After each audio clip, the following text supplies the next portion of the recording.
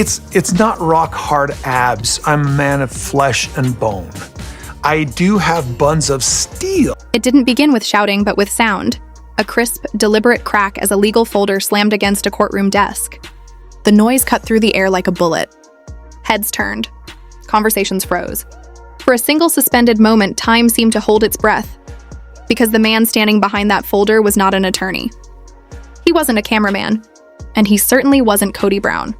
He was Ben Sullivan, and he had just filed the lawsuit that could dismantle everything Kody ever built. The courtroom, moments earlier calm as a chapel, now thrummed with quiet murmurs and restless shuffling. In the gallery, Kody Brown paused mid-sentence. Meri leaned forward. Even Robyn, hidden behind oversized sunglasses, jerked upright as if struck by a splash of cold water. But it was Janelle's face that told the real story. No expression, no tears. Just that same inscrutable calm viewers remembered the day she walked away from Flagstaff, but this time she wasn't alone. The clerk's voice wavered as she read from the bench. "Your Honor, the court acknowledges receipt of a civil complaint for damages and mismanagement of trust, filed on behalf of Mr. Benjamin Sullivan and Mrs. Janelle Sullivan, formerly Brown, against Mr. Kody Brown." Silence. Then Kody's voice, low, biting through his clenched jaw. "They're suing me?" "Mr. Brown, you will remain silent until called upon," the judge ordered sharply. But the wheels were already in motion. Cameras began clicking in rapid bursts. Reporters shifted forward. TikTok spun into overdrive. X, formerly Twitter, Facebook, and Reddit flooded with one question. Who is Ben Sullivan? And why is he suing Kody Brown? Outside, a news correspondent whispered into her microphone, "This lawsuit could expose years of hidden financial records. Coyote Pass, TLC royalties, and undisclosed trust transfers involving Robyn Brown." Kody shot a glance at Janelle. She didn't look back. Her hand rested calmly on Ben's arm, and in that small, steady gesture, something inside Kody's empire cracked. The collapse didn't come from betrayal or gossip, but from a quiet, strategic move in a courtroom. This wasn't divorce court. It wasn't family therapy. This was war. And the Brown family had just become its own battlefield. The double doors opened with the slow, heavy grace of a Western showdown. The audience turned. She walked in. Not Janelle Brown, the dutiful wife and mother reality TV once painted. Today she entered as Mrs. Janelle Sullivan.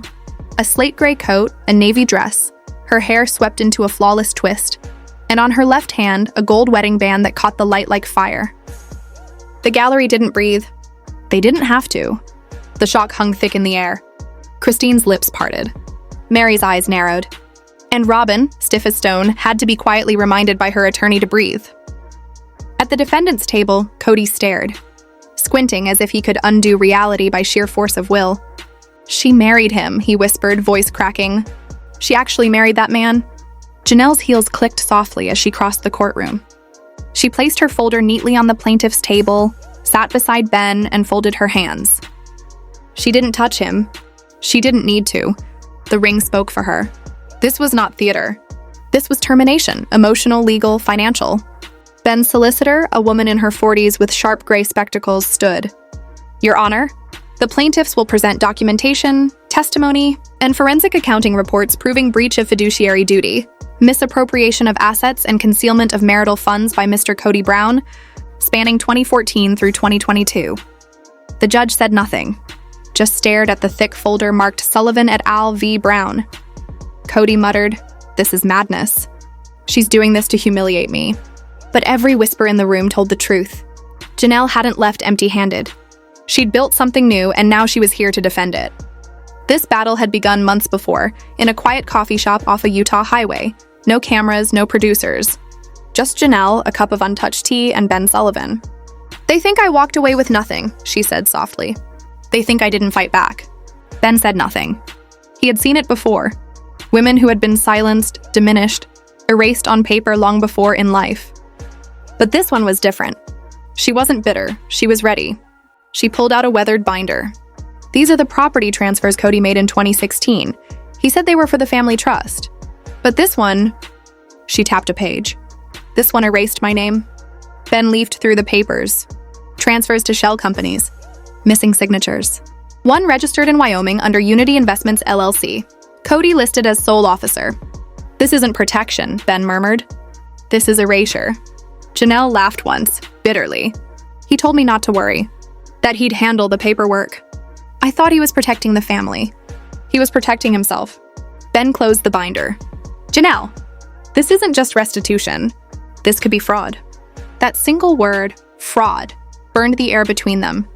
What followed were weeks of quiet meetings, forensic reviews, accountants poring through hundreds of pages. Old tax filings from the Vegas days. One night, the accountant called. We've got years of undeclared income allocations. Kody Pass was never properly distributed. She's got grounds for a major civil claim. I don't want the cameras, Janelle said. I just want the truth on the record. And so, on a cold Monday morning, Sullivan et al. Brown was filed. By sunset, every entertainment outlet, from Salt Lake City to Los Angeles, blared the headline, Janelle Brown's new husband sues Kody Brown, alleged financial misconduct exposed. Reddit threads erupted. Fans demanded answers. What did Kody really do with the TLC money? Did Robyn know? Who's Ben Sullivan? Even the Today Show ran a 2-minute segment before the ad break. But behind the cameras, something else brewed. A second sealed envelope slipped quietly into evidence, marked only Wellness. Inside, a $118,000 invoice from Wellness and Family Solutions, LLC, a bank routing slip linking the payment directly to a joint account shared by Kody and Robyn Brown, and, in fine print, funds reclassified from shared stipend reserve account. This wasn't bookkeeping. It was diversion. Money that should have gone to shared property was siphoned off and disguised. And now the internet smelled blood. This was no longer about heartbreak. It was about fraud. Fans gathered outside the courthouse with signs, Kody Pass belongs to the women. We're with you, Janelle. Inside, Kody's fury boiled. He slammed the conference room door, voice echoing. They ambushed me. This isn't justice, it's revenge. His lawyer flipped through the file. This isn't gossip, Kody, it's evidence. Transfers, bank records, shell corporations. I did it to protect the family. Then explain, the lawyer said coolly, why Robyn's name appears on accounts Janelle never had access to. Kody fell silent, because he couldn't, not this time. For once, the great orchestrator of the Brown Empire had no script left to hide behind. And as the courthouse lights dimmed, a quiet truth settled over the room. This was not the end of Sister Wives. This was the reckoning it had been building toward all along. The evidence hearing, the wellness revelation. The following morning, the courthouse smelled faintly of rain and coffee, the kind of morning that carries weight, as though even the sky knows what's coming. Reporters lined the marble steps, clutching umbrellas and microphones, waiting for the Browns to arrive. Inside, the courtroom lights flickered on one by one, spilling gold across polished oak benches. The bailiff called the room to order, and within minutes, the families began filing in. Janelle walked first, calm, composed, her chin lifted high. No producers. No camera crew. Just her, Ben, and their attorney. Behind them, Kody entered, shoulders squared, fury disguised as confidence. Robyn followed, clutching her handbag like it might save her. Christine and Meri sat side by side in the back row. Not allies, not enemies, just witnesses to a history they both helped build and now watched crumble. At precisely 9:02 a.m., Judge Henderson entered. We're reconvening for evidentiary hearing number 1, Sullivan versus Brown, he announced, his voice cutting clean through the hum of whispers. Ben's attorney, Ms. Carlisle, stood. Your Honor, we are now moving to Exhibit 17, the Wellness and Family Solutions documents. A murmur rippled through the gallery. Kody's head snapped up. That's irrelevant, he barked. Mr. Brown, the judge warned, you'll have your turn. Sit down. Ms. Carlisle adjusted her glasses and nodded to the bailiff. A thick envelope was carried to the bench. It looked ordinary, beige, unassuming. Yet when the seal broke, the air in the courtroom seemed to shift. Inside were invoices, bank confirmations, and statements, hundreds of them. Ms. Carlisle began, these records reveal transactions totaling over $118,000 by routed from joint Brown family accounts into an entity registered as Wellness and Family Solutions. LLC, the recipients listed, she paused deliberately, are Robyn and Kody Brown. You could hear the sound of a pen drop. Christine leaned forward, whispering something to Meri that never made it past her lips. Janelle didn't move. The judge raised an eyebrow. Continue. The transactions were labeled as consulting fees, Ms. Carlisle explained. However, the analysis from our forensic accountant indicates that no consulting services were ever rendered. The payments were reclassified from shared family stipends, the same pool of funds contributed to by all the spouses. Ben slid a single-page exhibit across the table. A chart of routing numbers, each line connecting one Brown account to another, like a web. Your Honor, these are not clerical errors. This is structured diversion. Kody shot to his feet. That's a lie. Those were family maintenance expenses. The show, the filming, everything needed coordination. Robyn handled the family's wellness contracts. She worked for that money. The judge's gavel came down sharp as thunder. Mr. Brown, sit down. One more interruption, and I'll hold you in contempt. Robyn's attorney whispered something frantically to her, but Robyn's eyes were glassy, her fingers shaking against her lap. Across the aisle, Janelle finally looked at Kody. For the first time in years, there was no softness left in her gaze. Just a kind of quiet, exhausted clarity. Her voice was steady. You told me not to worry about paperwork. You told me you'd keep everything fair. But you took my share, my children's share, and hid it behind words like family trust. Kody's mouth opened, but no sound came. Ms. Carlisle lifted another page. Your Honor, this document includes the signature of Mr. Brown authorizing the transfer, with Mrs. Brown's name omitted. We've confirmed that signature against past filings. It's authentic. The courtroom erupted in low, disbelieving murmurs. From the press section, cameras flashed. The words fraud and embezzlement floated like smoke through the air. And then, as if the universe were waiting for that exact second, the side door opened. A woman entered, dressed plainly, her hair tied back, a black backpack slung over one shoulder. She moved with purpose, quiet but determined. Who's that? Christine whispered. Ms. Carlisle smiled faintly. Your Honor, the plaintiffs would like to call their next witness, Ms. Elena Griggs. Robyn froze. Kody's eyes narrowed. Who? Elena Griggs, Ms. Carlisle repeated, former junior bookkeeper for TLC's production budgets between 2017 and 2020. The gallery gasped. Griggs approached the witness stand, taking the oath with steady hands. She placed her backpack on the table and unzipped it slowly. From within, she pulled out a small USB drive and set it down like a weapon. Ms. Griggs, Ms. Carlisle began, can you tell the court what's on that drive? Griggs met her eyes. Backups of financial records. Copies of all production reimbursements sent to the Brown family entities during my employment. Files that were supposed to be deleted when I left the company. And did you review these files recently? I did, and I found discrepancies, dozens of them. Payments approved for joint expenses that were redirected to Wellness and Family Solutions LLC instead. There were memos signed RB, that's Robyn Brown, approving wellness consulting budgets that didn't exist on the official TLC payroll. The room went silent. Robyn shook her head, whispering, No, that's taken out of context. Griggs continued, her tone firmer now. One memo even references the reclassification of shared income as consulting revenue, so it wouldn't be taxed or reported in divorce settlements. The judge frowned. Are you certain of this? Yes, Your Honor.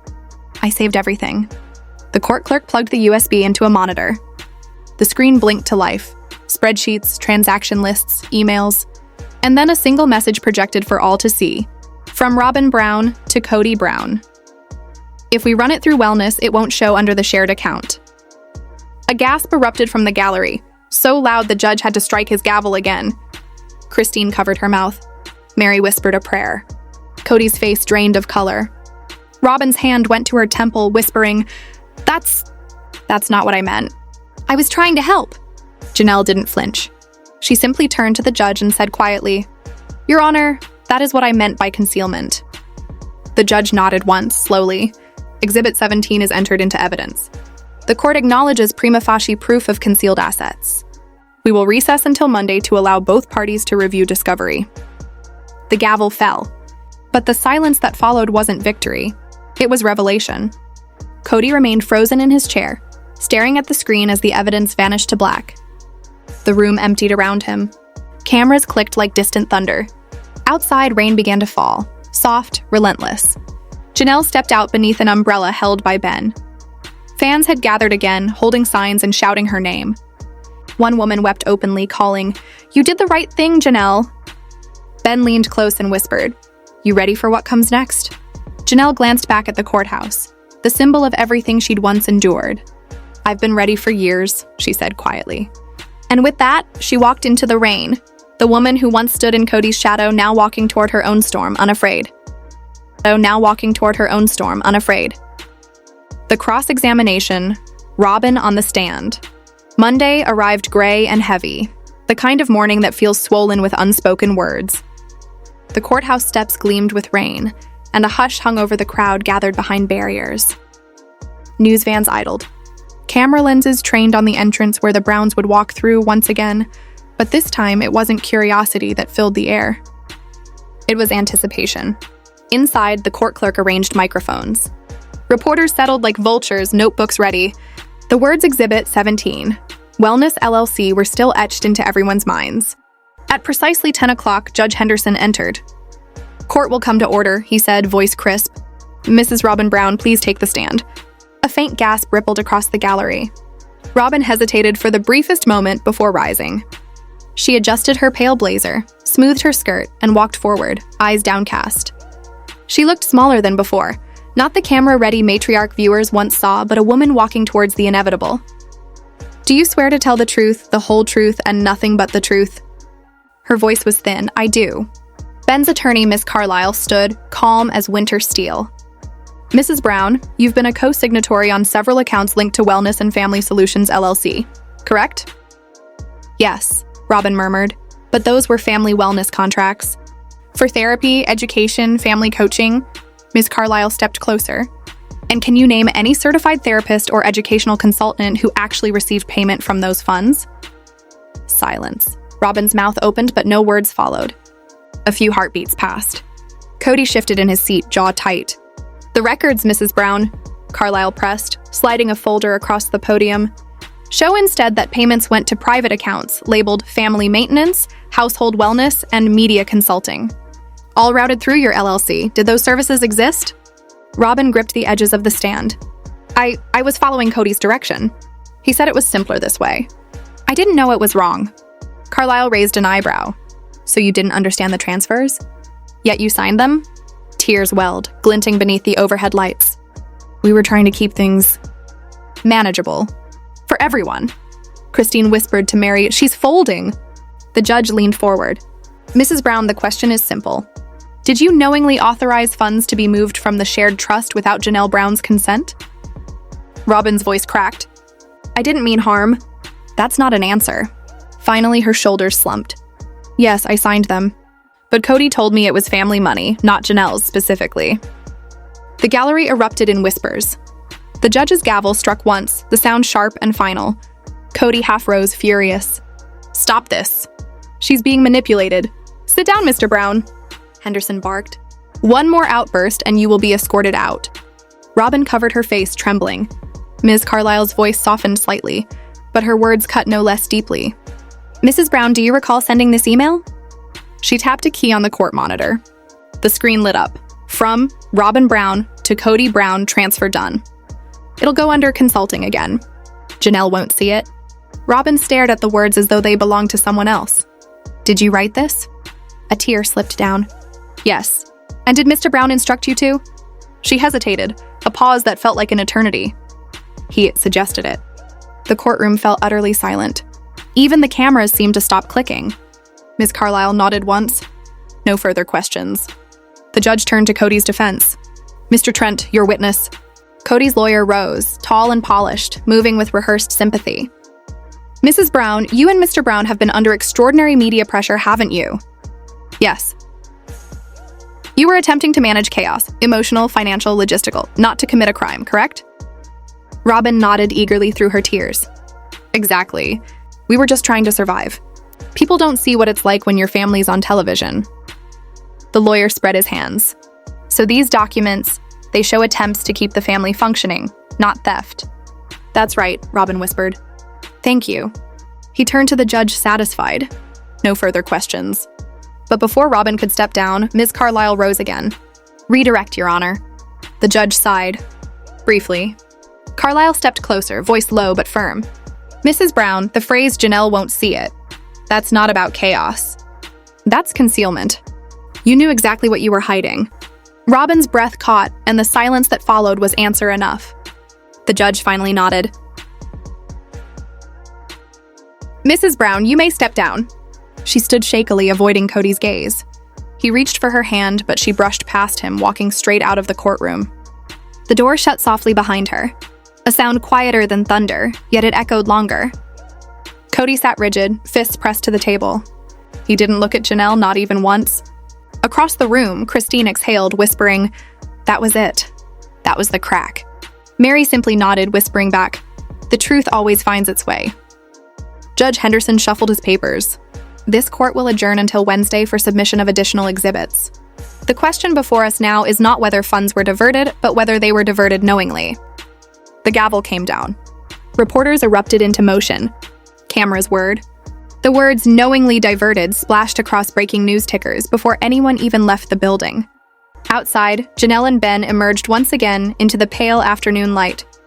Fans cheered. A journalist called out, "Mrs. Sullivan, do you think this will destroy the Brown legacy?" Janelle paused, the wind tugging gently at her coat. "No," she said softly. "It'll just show what the legacy truly was." She walked away with Ben beside her, leaving behind the courthouse that now buzzed with the sound of a dynasty unraveling. The fallout, Kody's breakdown, and the hidden account discovery. 2 days later, the courthouse parking lot glistened beneath a fresh drizzle. Reporters were already there before dawn, breath misting in the cold air, waiting. The story had grown beyond reality television now. It was front-page news. "Sister Wives' Empire Implodes," the headlines read. And at the center of it all was one man, Kody Brown. Inside his rented apartment, Kody stared at the morning news broadcast, the muted television flashing his own face on every channel. Robyn's tear-streaked testimony replayed again and again, the words "Janelle won't see it," stamped like a confession across every chyron. His coffee sat untouched. His reflection in the window looked older, hollowed out. The once golden hair that glimmered under studio lights now hung dull and uncombed. When the doorbell rang, he didn't move at first. It rang again.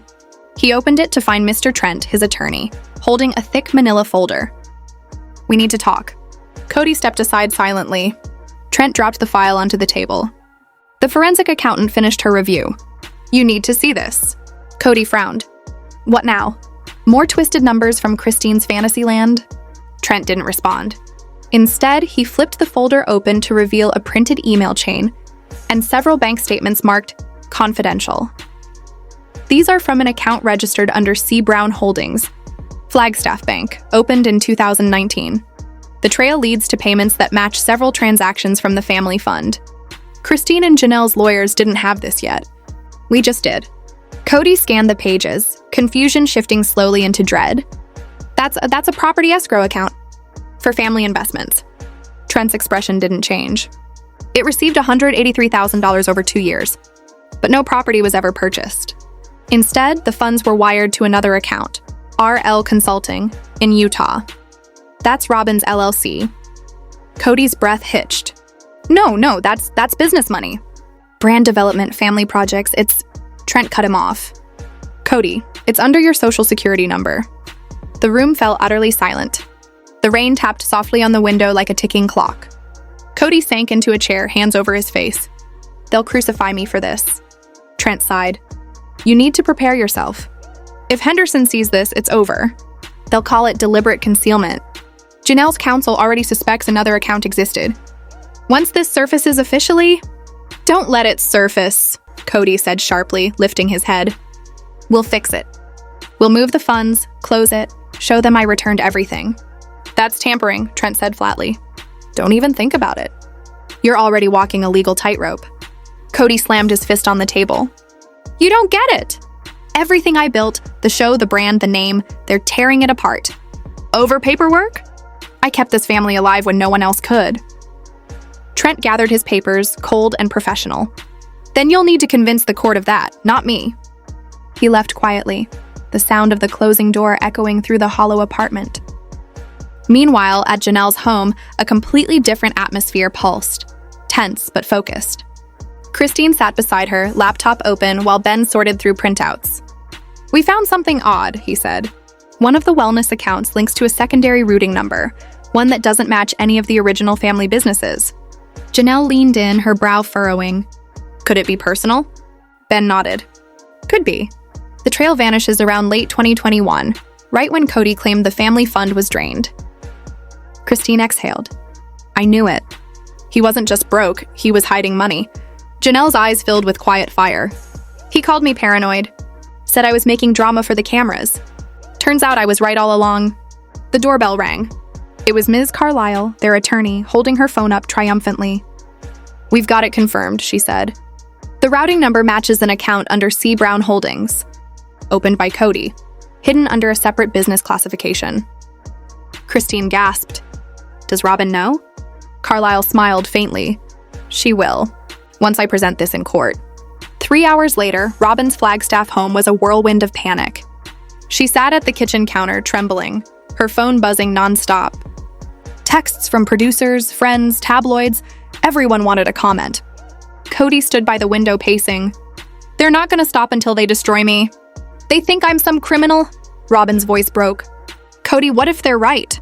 He froze. What did you just say? Tears streaked down her cheeks.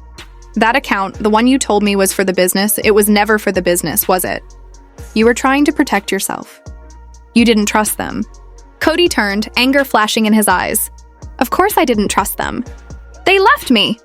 They humiliated me in front of the whole world. You think I should have handed them everything? Robyn rose, voice trembling but firm. You didn't just betray them, Kody. You betrayed me. I signed those transfers because I believed you.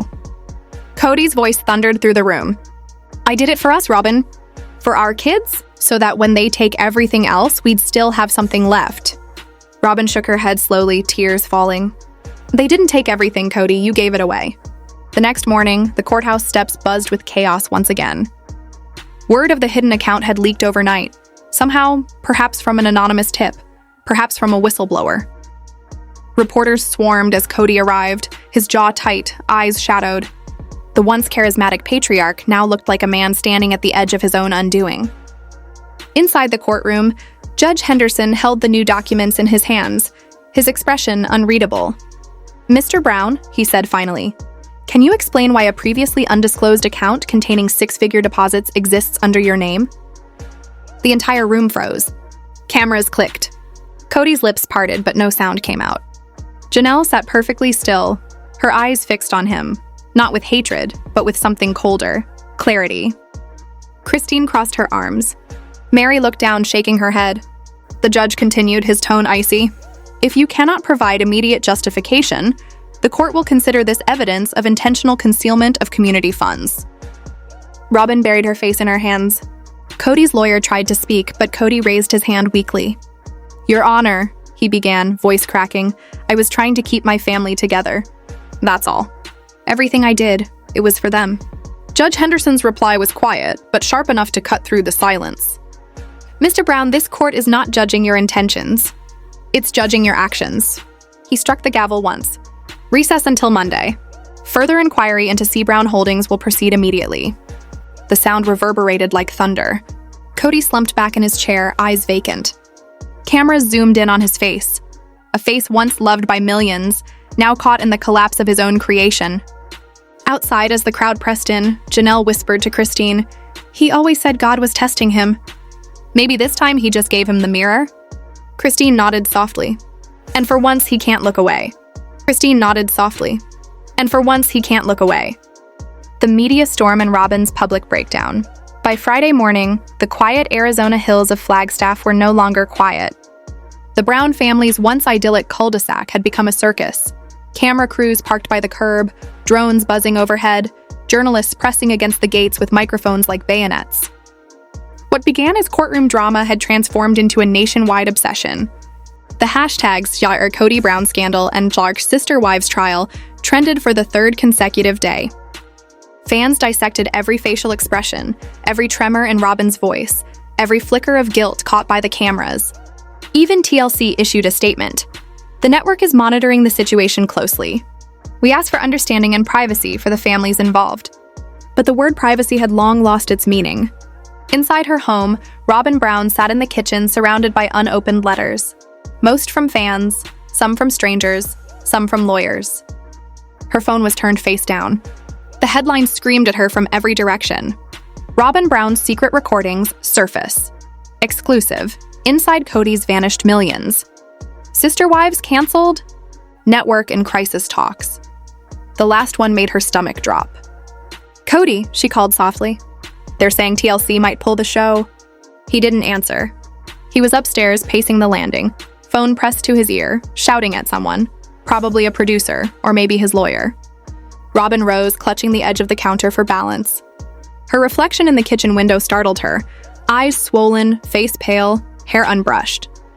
She looked like a ghost haunting her own house. Then came a knock at the door. Hard, relentless. "Mrs. Brown," a voice shouted. "Channel 8 News. Can we get a statement?" Another voice chimed in. "Do you regret your testimony? Was the money stolen?" Robyn stepped back, heart pounding. "They're outside again," she whispered. Her teenage daughter peeked down the hallway, frightened. "Mom, are they gonna arrest Dad?" Robyn forced a smile that didn't reach her eyes.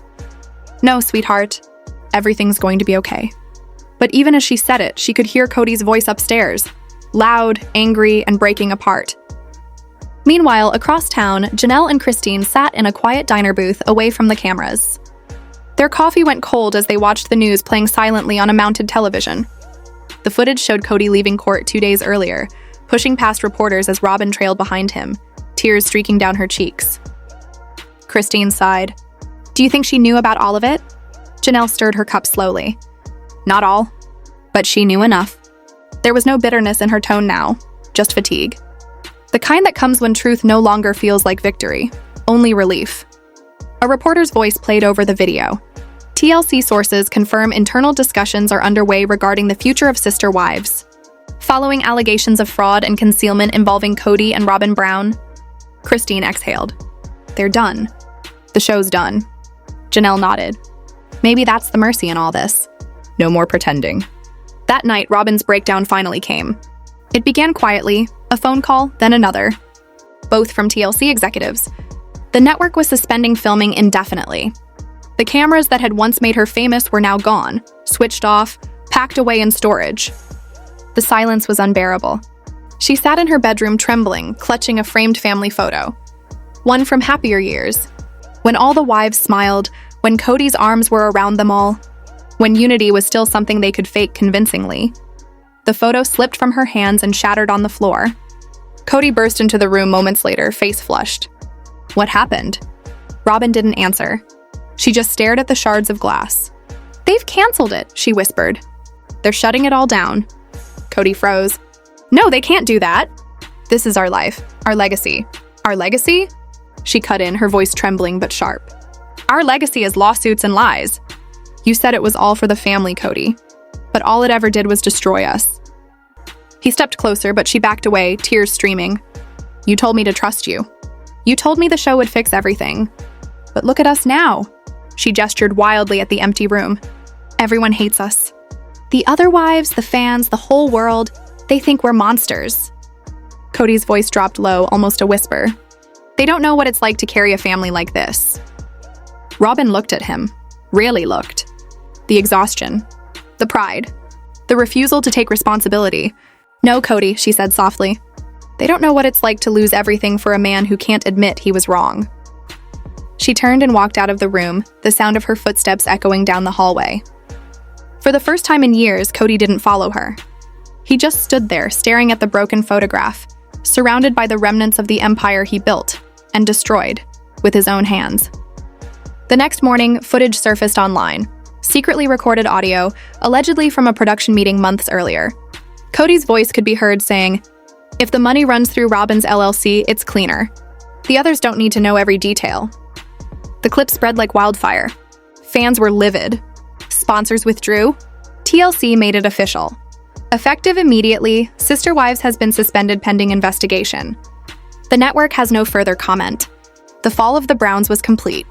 In the silence that followed, Meri Brown sat alone on her porch, watching the sunrise. She'd been quiet through much of the trial, choosing peace over revenge. Now, as dawn painted the sky in pale gold, she murmured to herself, "Maybe this is what freedom feels like." Her phone buzzed, a message from Christine. "They're saying Kody and Robyn are leaving Flagstaff."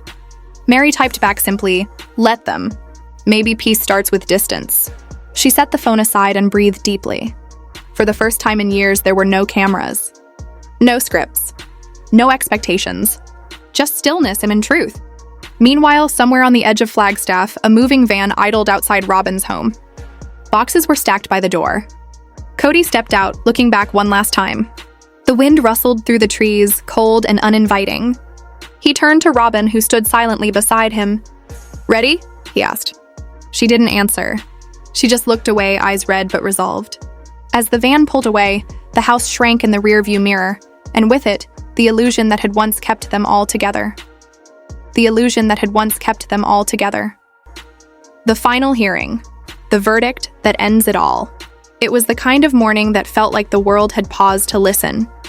No wind, no chatter, not even the shuffle of feet in the courthouse corridor. Just the steady ticking of the clock above the judge's bench. Slow, deliberate, merciless.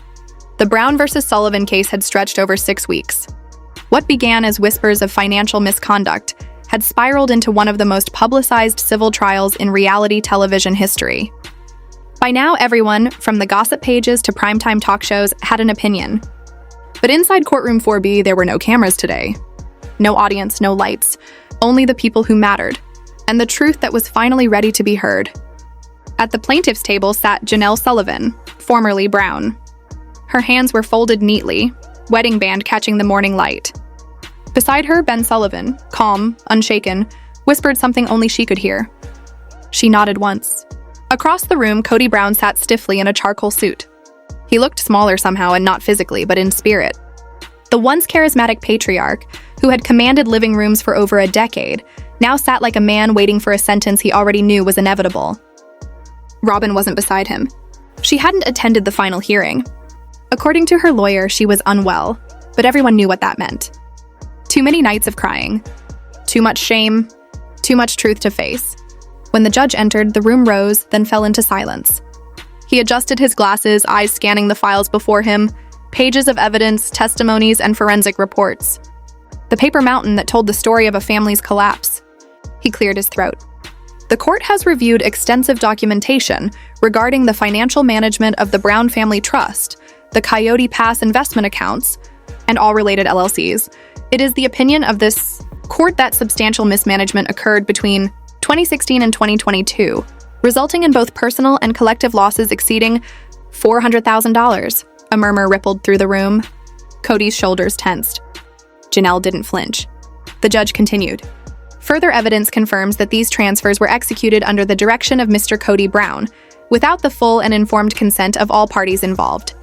Therefore, the court finds Mr. Brown liable for breach of fiduciary duty, concealment of marital funds, and fraudulent misrepresentation. Kody's attorney leaned forward, whispering frantically, but it was useless. The ruling had already been made. The judge paused, gaze steady. Mr. Brown, you are hereby ordered to reimburse the Brown Family Trust in the amount of $352,700, plus applicable interest and legal costs. The court also recognizes Mrs. Janelle Sullivan's claim to equal property rights in Coyote Pass, effectively granting her joint ownership with full autonomy. There it was, the empire's final undoing. Kody's head dropped into his hands. For a moment, the man who once preached unity, faith, and leadership looked utterly hollow. This court further rules that given the circumstances of misappropriation, Mrs. Christine Brown and Mrs. Meri Brown are also entitled to financial restitution. The trust is to be dissolved under supervision of the state. All remaining funds shall be divided equally among the plaintiffs. The courtroom was silent. No applause, no gasps, just the sound of a gavel striking once, sharp as thunder. Janelle exhaled softly, her shoulders sinking for the first time in weeks. Ben reached for her hand. She didn't pull away. Across the room, Kody lifted his head, eyes red. He didn't look angry now, just lost. "Janelle?" he whispered. "You didn't have to do this." Her reply was quiet, but it carried across the room like a verdict of its own. "You did this to yourself, Kody. I just stopped protecting you." She rose, gathering her folder. No cameras followed, no applause greeted her. But for the first time, she walked out of a courthouse free, legally, emotionally, and spiritually untethered. Outside, the air was sharp and cold. Christine stood waiting by the steps, scarf wrapped around her neck. When she saw Janelle, she smiled faintly. "It's over," Christine said. Janelle nodded. "It's over." From the distance, reporters gathered again, lenses raised, microphones extended, but Janelle didn't stop for them. She simply slipped her arm through Ben's, smiled politely, and kept walking. Meri arrived moments later, silent as ever. Her eyes met Janelle's, and for a brief second, there was something like peace between them. Not friendship, not forgiveness, but understanding. They had all survived him. Inside the courthouse, Kody remained alone long after the judge had left. The courtroom emptied around him, papers collected, doors shutting one by one, until the only sound left was the echo of his own breath. He looked at the empty plaintiff's table, at the seat where Janelle had sat moments ago. Then he glanced at his phone. A message from Robyn blinked on the screen. "Don't come home tonight. I need time." He closed his eyes. The walls seemed to close in too. For the first time in decades, Kody Brown had no wives, no show, no empire, just silence. That evening, the Flagstaff Daily Chronicle ran the headline, "Kody Brown loses everything, Coyote Pass awarded to former wives." On social media, fans celebrated. Others mourned the end of an era. But for the women who once shared his world, it wasn't about victory. It was about reclaiming themselves. Christine went home to her children. Meri reopened her bed and breakfast. Janelle started a foundation for women in financial recovery. Each found her own rhythm again, not as sister wives, but as survivors. Weeks later, a photo surfaced online, blurry, candid, taken by a local. It showed Janelle and Ben walking hand in hand through a farmer's market. No makeup, no television crew, no drama. Just peace. And for the first time, fans didn't argue about teams or sides. They just commented the same 3 words again and again. She made it. He made it. The recording that changed everything. The courtroom had fallen into a strange, heavy silence, the kind that settles when the truth begins to surface. A faint buzz of whispers filled the air, and then one of the lawyers muttered, "It's going viral." Nobody understood at first. "Undefined?" someone asked. Then it hit them. The internet had traced the Wyoming entity, the shell company Kody Brown used to funnel money. Online investigators were tearing down his secret empire in real time. The very control he had clung to for years was slipping through his fingers. This wasn't a family meeting. This wasn't a TLC storyline. This was a courtroom, and here there were no producers to polish his image. Outside, reporters shouted headlines through the hallway doors. "Breaking news! Kody Brown may face federal audit demands." Kody's jaw tightened. His eyes closed as if shutting out a truth too bright to face. The judge lifted a stack of papers, her tone sharp. "The court will now review the supplementary affidavit from the plaintiff's side. Mrs. Sullivan, you may proceed." Janelle rose slowly from her seat. Her navy blue dress fell in neat folds. She looked calm, composed, yet her silence carried more strength than any of Kody's speeches ever had. "Your Honor," she began softly, but her voice carried through the courtroom clear and steady. "This case isn't about revenge. It isn't about television or jealousy. It's about financial abuse. About being told for years that I was part of something while being quietly excluded from everything." Gasps rippled across the room. Even the stenographer paused mid-typing. "In 2014, she continued, I was told our family trust was being reorganized when we moved to Flagstaff. I signed papers I didn't understand, trusting my husband. I was never given copies, never informed again. In 2016, my name was quietly erased from Coyote Pass assets. I didn't realize it until 2022 when a loan officer told me I no longer owned anything." Her words were steady, deliberate, each one cutting like glass. "Inside that folder," she said, pointing to the evidence table, "are over 20 documents showing redirected assets. $312,000 of joint earnings, funneled into LLCs that benefited only Kody and Robyn Brown." A collective gasp swept through the courtroom. Janelle's final words landed like a verdict before the verdict itself. "I gave my loyalty to a system that was never loyal to me." Ben stood beside her, calm, firm, controlled. "Your Honor," he said, "I'm not here as a reality figure. I'm here because I saw a woman stripped of her worth, financially, emotionally, spiritually, by a man who preached leadership while practicing manipulation." Kody's glare could have burned through steel, but Ben didn't look at him. "I've worked a decade recovering losses from financial fraud," Ben continued. "I've never seen anyone hide behind religion as shamelessly as this." The lawyer switched on the projector. An email appeared on the screen, Kody's name at the top. "Transfer funds from J. Brown account to holding structure. Utilize wellness designation." "Is this your email, Mr. Brown?" "Yes." "Did you move funds into a personal account under Wellness and Family Solutions LLC?" It was for flexibility. Was Janelle informed? She didn't need to be. The judge leaned forward. Mr. Brown, that LLC was dissolved in 2018, so where exactly did the money go? Silence. Kody froze. His lawyer avoided eye contact. The entire courtroom could sense it. The fall had begun. Then came the USB drive. A single flash of light from the projector. And the truth filled the room. The footage was dated February 2021. Kody stood behind a desk, pacing. Robyn sat nearby, hands trembling. We pushed the rest of Janelle's share through the wellness entity, Robyn's voice said. We'll mark it as seasonal coaching bonuses. She'll never trace it. Are you sure? Kody asked. Only if someone knows where to look, Robyn replied. Just sign. The video ended. Black screen. Pure silence. The judge's voice broke through the stillness. Was this submitted during discovery? No, Your Honor, the lawyer said quietly. It was delivered anonymously this morning. Kody jumped to his feet. It's out of context. Sit down, Mr. Brown, the judge thundered. Robyn didn't move. Her mascara streaked down her cheeks. Her voice trembled. I didn't mean to hurt anyone. He told me if we didn't protect the trust, we'd lose everything. He said if Janelle ever asked, we'd bury it. I just wanted to keep the family together. The judge's tone softened slightly, but her eyes remained sharp. Mrs. Brown, are you admitting to your role in these transfers? Yes, Robyn whispered, but I didn't know they were illegal. He said I was the only one he could rely on. From the back, Meri's voice came, quiet but cold. And you never thought to warn us? Robyn didn't look up. I thought I was protecting us. But it was too late. The illusion had shattered. That was the moment everything undefined itself. The empire, the image, the myth. Kody Brown, the self-proclaimed patriarch, had been unmasked by his own words and the woman he used to protect him. And in that courtroom, beneath the white lights and the weight of silence, the sister wives' empire finally collapsed. No. Christine's whisper broke the silence behind her. You were defending him. The judge quietly noted something on his pad. Robyn turned, not with defiance or defense, but with something that looked almost like regret. I didn't want to fight you, she said softly to Janelle.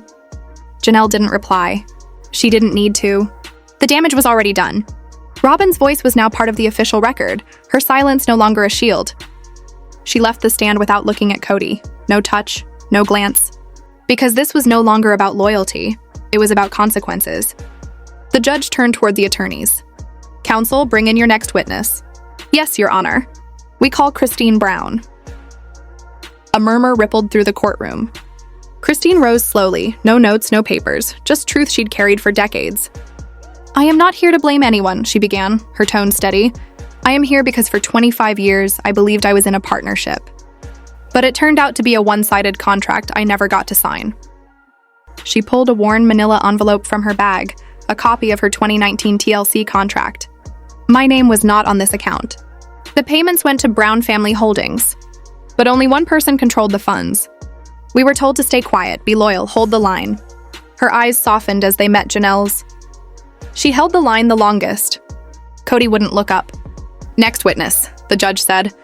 Meri stood slowly, her face pale, her movements heavy with years of betrayal. Miss Brown, the judge said, you previously submitted sealed evidence. Would you like to speak to it now?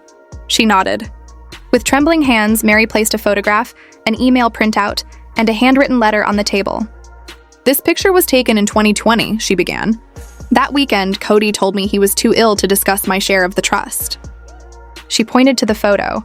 Kody and Robyn in an office in Las Vegas. A whiteboard behind them scrawled with arrows, dollar signs, and one phrase in the center. Merge accounts into Robyn. Gasps filled the room. She showed the email next. If Meri pushes again, it read, remind her she didn't give enough to Vegas. I'll handle the papers. Better if she just lets go. Signed, Robyn. Silence fell. Christine's voice broke through, low but sharp. You said we were sisters, and you wrote her off on paper. Robyn didn't argue. She only wiped her tears and stared down. Then Meri unfolded a faded letter. This was my farewell, she said softly. I never sent it. But I wrote it the night I realized I was no longer part of this family. Her voice shook as she read. I feel myself being pushed out piece by piece. I love this family, even when it doesn't love me back. But I won't stay silent forever. She looked up. I am not silent anymore. When she stepped aside, she didn't return to her seat. Instead, she crossed the room, grasped Christine's hand, and for the first time in years, Janelle joined them. No words, just unity. Behind them, Kody sat motionless, watching everything he'd built on obedience and silence crumble in front of him. The judge adjusted his glasses. This court, he began, has now heard all testimonies and reviewed evidence showing consistent patterns of financial concealment and manipulation of funds meant to be shared. Kody's posture stiffened. Robyn closed her eyes. The video evidence on USB 3, the judge continued, contains direct discussions of falsifying records and diverting assets with full awareness. He paused, then struck the gavel once. As a result, all Brown family trust assets are to be frozen pending a full forensic audit. This includes real property owned by Kody or Robyn Brown or held under shared LLCs formed during the TLC production years. A collective gasp echoed through the room. I am also ordering a forensic audit of all TLC stipends, book royalties, and public appearance payments from 2017 to 2022. Ben leaned toward Janelle. It's happening. She nodded silently. The judge's tone hardened. This case is no longer about emotions or relationships. It is about misappropriation, breach of fiduciary duty, and financial misconduct. He turned to Kody. Mr. Brown, any attempt to move or hide assets will be considered criminal obstruction. Do you understand? Yes, Your Honor, Kody replied, barely audible. When the judge returned from recess, the air was heavy. This is not just a judgment, it is a reckoning, he said. He read from the final ruling. The Coyote Pass property shall be divided equally among Janelle, Christine, and Meri Brown. All ownership rights held by Kody and Robyn Brown are suspended pending investigation. Janelle Sullivan is owed $274,000 in withheld profits. Christine Brown is owed $139,500 in unpaid stipends and royalties. Meri Brown is owed $92,800 in diverted trust funds plus 6% interest. All business assets under Wellness and Family Solutions LLC and Unity Investments are frozen and referred to the Arizona State Financial Crimes Unit for review. The gavel fell again, final this time. Kody's face was pale, his eyes bloodshot. Robyn gripped the bench, trembling. No one spoke. When the courtroom emptied, there was no triumph, only quiet steps and scattered papers. Kody walked out behind his lawyer, head down, silent. Robyn followed later, face hidden behind sunglasses. Christine, Janelle, and Meri left together. No cameras, no producers, just three women stepping into the sunlight, free. Christine later posted a short video from her porch in Utah. No script, no polish. We didn't win money, she said. We won ourselves back. Meri released one line through her publicist. I have legally and financially cut all ties with the Brown Family LLC. I am fully independent. Janelle declined interviews, sharing only a single photo of the Coyote Pass land with a caption. No producers. No scripts. Just peace. Meanwhile, Robyn's jewelry site went dark. Her social media accounts vanished. For the first time since joining the Browns, she disappeared completely. Justice doesn't always arrive with handcuffs. Sometimes it comes quietly, with a court order, a binder, and the courage to start over. Outside the courthouse, the wind picked up. The three women walked away. No spotlight, no scripts. Free. Behind them, nothing remained worth turning back for. Was justice served, or are some wounds too deep for verdicts to heal? The courtroom drama has ended. But the story of truth, it's only just begun.